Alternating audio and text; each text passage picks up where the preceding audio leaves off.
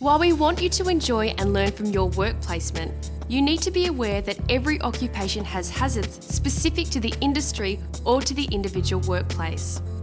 While some jobs, such as working in construction and engineering, have more obvious hazards associated with heavy machinery, others have hidden dangers that can also present real risks to people. This is true even for those who work in a shop or an office. Risks can arise from many of the tasks required at work. For example, using a ladder in the workplace creates the risk of falling if the ladder isn't right for the job or if it's not used in a safe manner. It's important to be aware of potential hazards before undertaking any task. In addition, employers have a duty of care to control hazards. While some hazards are specific to an industry or work location, there are others that are found among different industries and so might be considered common hazards. These include manual handling, machinery and equipment, chemicals, working at height, and UV radiation from the sun. Before you start your placement, your supervisor must make sure you are trained and briefed on what you are and aren't allowed to do, because your safety is the most important thing. Incidents involving manual handling cause more than half of all workplace injuries. Manual handling is not just lifting and carrying heavy objects. It also includes tasks like having to push, pull, hold, support, or restrain something.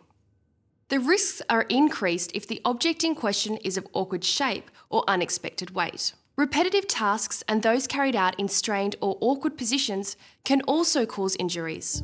You want to put the least amount of strain on your back. You don't want to be turning and, that sort of thing. So you really want to be using your knees.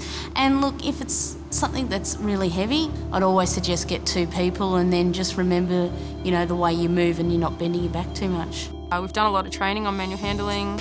There are posters around on how to lift things correctly. If we see somebody lifting something the wrong way or repetitive movement, we stop it straight away and find a better way to do it.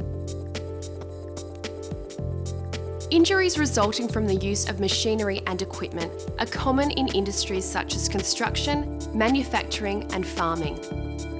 Work experience students must never use machinery, including powered tools or equipment, under any circumstances.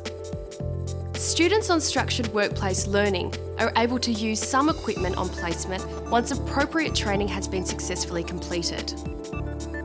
Risks from machinery can be controlled by isolating or guarding machines so people can't get close to moving parts where they could be cut, struck or trapped. Machine operators must be trained and machines maintained to ensure safe operation. Workplaces must have procedures to ensure that faults are reported immediately and machinery is deactivated or locked out until it has been repaired or replaced. It is important to follow machine operating procedures and to use all required safety gear such as hearing or eye protection. Your employer will provide you with the protective items you need to wear and will demonstrate how to use them correctly.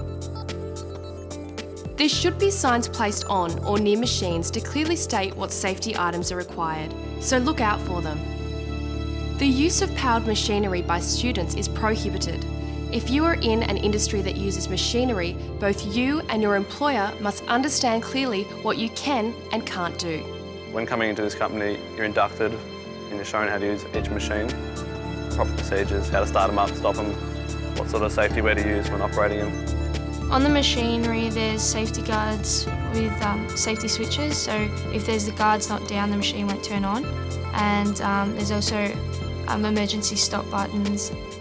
And in case something goes wrong, in case a tool misloads, if there is a fire in the plant somewhere, you hit the red stop and it will just shut down the machine. We make sure that all of our equipment is well maintained, our hoists, our jacks, all of our electrical gear.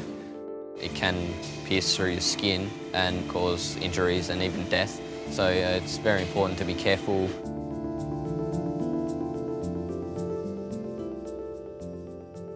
Chemicals that can cause you and those around you harm are also found in every workplace.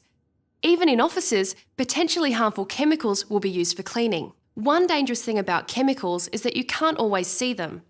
They can take the form of a solid, liquid or gas. They can be absorbed through the skin, swallowed or even breathed in without you knowing it. If you notice a spill whilst on placement, you should notify your supervisor immediately so that it can be cleaned. Don't try to clean it up yourself. Any chemical that can cause harm or injury should be clearly labelled.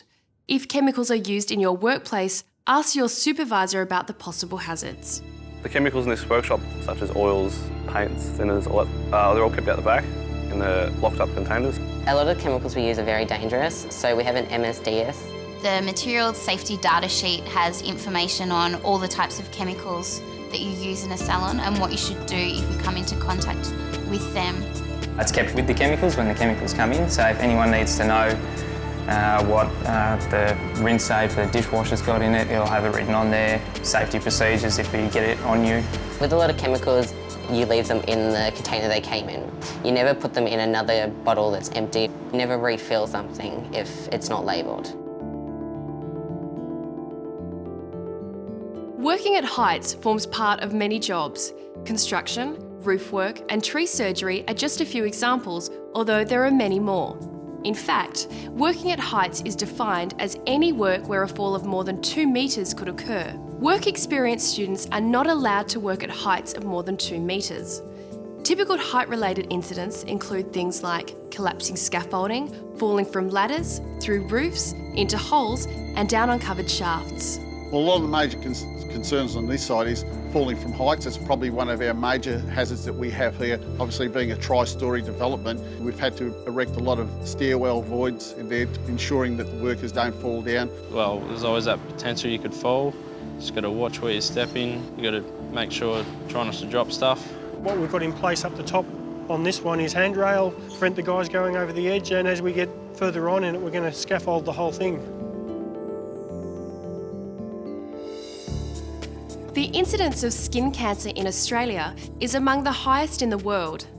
Being in a workplace can be a big change from the classroom, so make sure you are protected from the harmful rays of the sun. Using sunscreen is essential in all areas of outdoor work, as is the use of appropriate head covering and clothing. And don't forget that even if you're not outside all the time, you may still need some protection. When you're working outside on the farm, you've got to make sure you're wearing sunscreen, a good hat, have plenty of water to keep you hydrated, and if you're working outside for a long period of time, make sure you take breaks in the shade. I protect myself from the sun by wearing hats, sunglasses and sunscreen. Sunburn's not really the best thing to have, could get skin cancer. We have to protect ourselves in the sun. It's encouraged that both staff and children are wearing sunscreen when they go outside, and that we're also wearing wide-brimmed hats when we're outdoors. The 5 hazards we have covered here are common, but remember, every industry is different and has its own unique hazards. Be sure to do your own research into your chosen occupation. Find out what potential hazards exist and what you and your employer can do to prevent them from harming you. This DVD contains information concerning a range of different industries and their hazards, so please be sure to review the video that applies to your situation. When you begin work, if you have any questions, speak to your manager or supervisor about the possible hazards. Finally, and most importantly, if you are unsure about any task that you are required to undertake in your workplace, don't guess. Ask for help. Employers take hazards seriously and will be happy to chat to you about safety at work.